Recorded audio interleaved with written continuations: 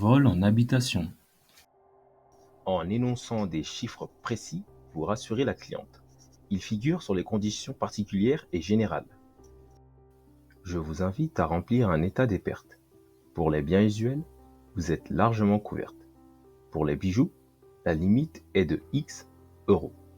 Pour l'argent liquide, notre garantie s'élève à X euros. Dois-je remettre les factures? Certains contrats sont plus restrictifs et exigent des factures établies préalablement au sinistre. Vérifiez si c'est votre cas. Votre contrat prévoit la remise des factures ou autres justificatifs. Joignez tous les documents que vous pouvez recueillir et l'expert ou notre siège évalueront votre préjudice. Pour les bijoux, certains étaient des cadeaux. Les bijoux sont évalués d'après le marché de l'occasion. Si vous avez des photos ou des factures de réparation d'un bijoutier, joignez-les. Pour les espèces, que dois-je faire? Si le contrat n'accorde pas de garantie pour les espèces, dites-le tout de suite à votre cliente. Pour les espèces, la justification sera apportée par votre relevé bancaire démontrant la sortie des fonds. D'accord. N'oubliez pas qu'un règlement de gré à gré est possible si la demande est faible. Je me permets de faire le pont.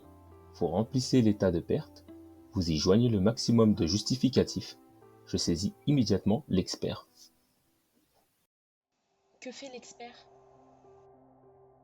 Bien évidemment, il ne peut y avoir de détérioration immobilière qu'en cas d'effraction. Lorsque l'expert passe, il vérifie les conditions de la garantie et chiffre vos pertes. Concernant les dommages à la porte, j'ai fait appel à un professionnel. L'assistance en matière de vol. Les sociétés proposent surtout un gardiennage.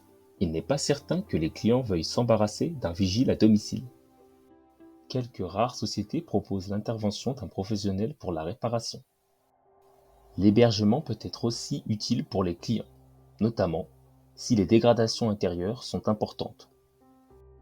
L'assureur du locataire ou du copropriétaire doit, du fait d'une convention, régler ces dommages jusqu'à 1 600 € hors TVA sans recours.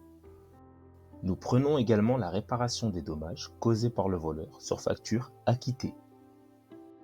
Je pense être bien renseigné.